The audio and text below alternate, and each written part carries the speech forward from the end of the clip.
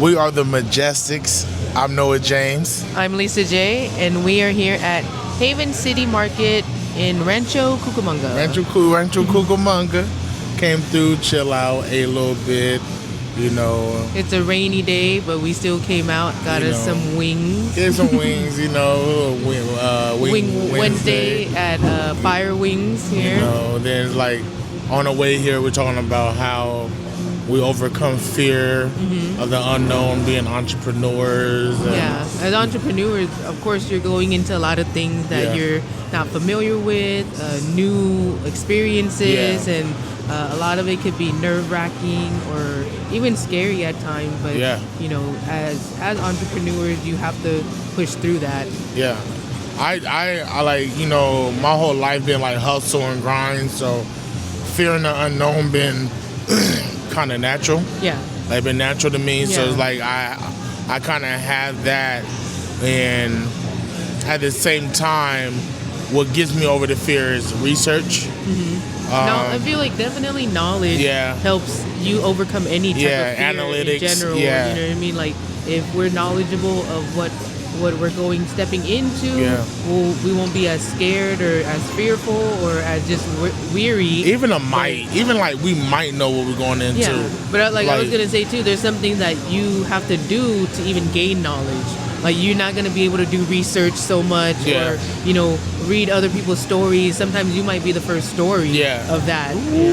Say that again, Lisa. Sometimes you're the first story. Like that's a scenario, that situation. You might be the first person stepping into that or documenting it or anything like that, to even have a guide for other people. Sure, you're first generation.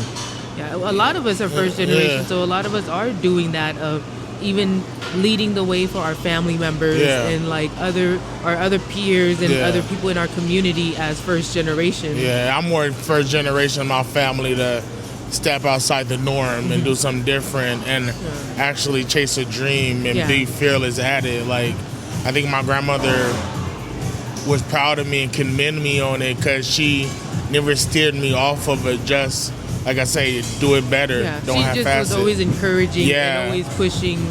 And like you've always said, like she made you finish it. Like whatever you did, she made sure you finished it and made sure you tried. Everything. And like it was encouraging. I didn't like baseball, finished it. Yeah. What was it? Tennis? Not like the paddle, the net thing, like against the wall? Nah, like it's like a racket and like a little feather thing you hit. Badminton? Badminton. I did badminton. I thought it was fun. I hated it. Finished it. Yeah. But it's great to have somebody supportive. Yeah. You know what I mean? And that's always gonna push you, make sure you finish it and like make sure you just accomplish it. And so that you can say like I tried it fully and you gained the knowledge that you gained, and even if it's I don't want to do this no more. Even like how do you overcome, like I know we're totally different people. How do you overcome that, like the fear? Like what's your process overcoming? I think right now I'm still trying to figure that out, but I definitely, so of course talking to yourself and reminding yourself of who you are. Like that's the main thing of like reminding yourself of the accomplishments that you've made, all the things that you've done. Definitely I always remind myself of like, there's been situations where I felt like this is like the worst that it could get, or like this is so horrible, or this, whatever, but we're still here. You know what I mean? We made it through. And then you look back on it and you're just like, man, that was nothing. Literally nothing. But definitely like the fear or the nervousness of unknown situations is, I try to just remind myself like we've always been taken care of. You know what I mean? Nothing has killed us, obviously. You know what I mean? So it's one of those. You're talking about the road life. Well, the road life, definitely the road life, but then also just exploring new things. You know what I mean? Yeah, you might not be confident, but you have to you pull the confidence in the things that you've done and you've accomplished, and then like I said, reminding yourself like you can do it. You've done it. There has been times where you were like knew nothing about it, but now you're an expert at it. And it just took time.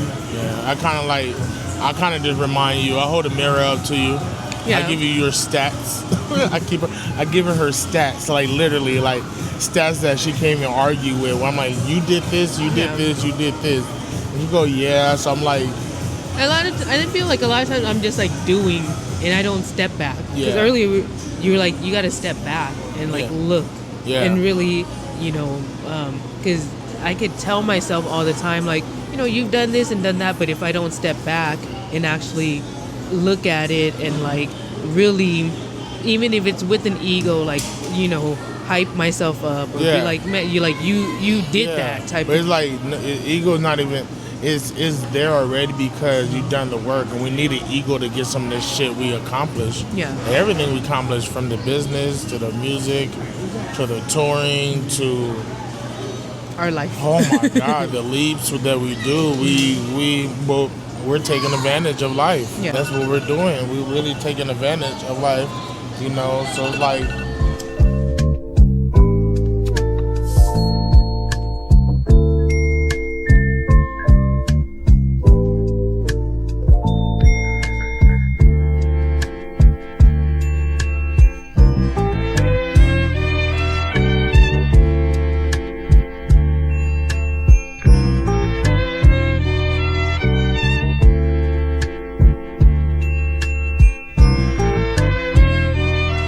Finding our way, our process, like I love it. Like some things isn't too unknown nowadays. Yeah, definitely. Like, everything we've experienced or all the years that we put in, it's like some of these things aren't unknown anymore, and I have to remind myself of like it's not as unknown as the very first time. You know what I mean? It's very different. Like from everything we're doing, our clothing line was Girl Fresh, Boy Fresh, and we was getting it printed up at Waterman Discount Mall. And they're using the vinyl, the Cricut, all that stuff, things that we're even doing now. But it's like how you were saying, we started back then with this brand. Yeah. And not us.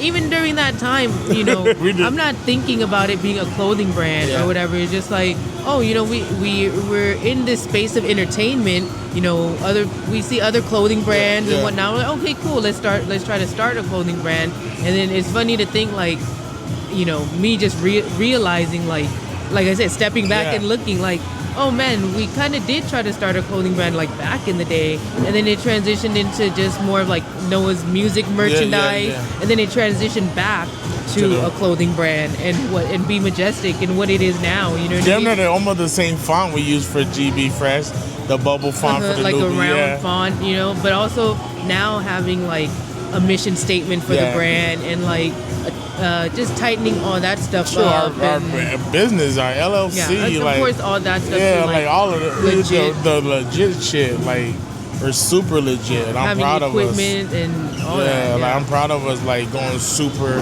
legit. Like we're not playing with it. We have goals. It's a purpose brand, also. You know what I mean? Everything is meaningful. So like, our fear of overcoming, first of all, to even overcome fear, we got to get presented something that's going to give us that.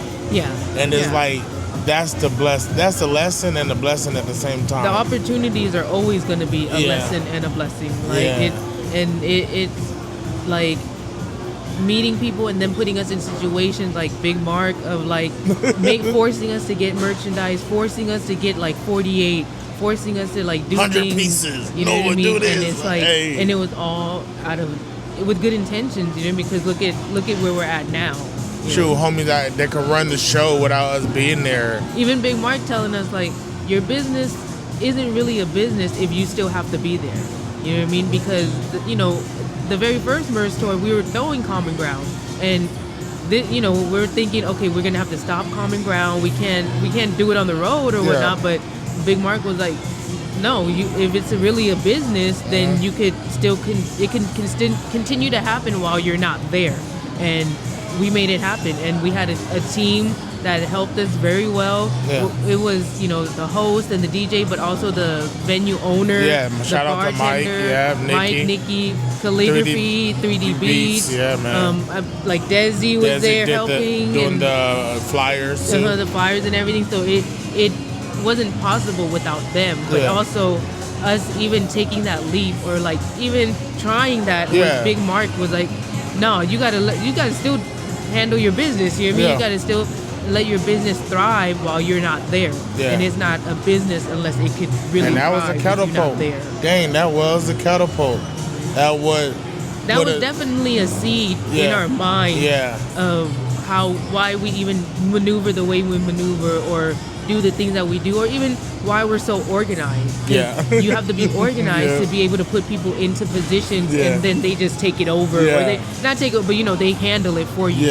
But nah. Shout out to Big Mark, man. Shout out to Mike. Shout out to Nikki. Shout out to Mers, man. Who else blessed us? Shout out to Gopi. Shout out to Gabriel. There's so many people. Yeah. Shout out to Rick from BBI. Shout out to Annenberg. Shout out to Rest in Peace Fats. Shout out to Fats. Shout out to Soulful Commando. Shout out to Yep. So many business owners. I'm naming business owners. He was owners of brands and businesses that gave us game. And we ran with it. Shout out to GLK, Chris. Still my sister Mina, your sister Mina. And all these people are still inspiring us to this day. Even however much we do or don't talk to them, or because everybody's busy or whatnot, but with watching them and still seeing them doing and still pursuing, it's inspiring, definitely. Man, I'm inspired. I'm inspired by you.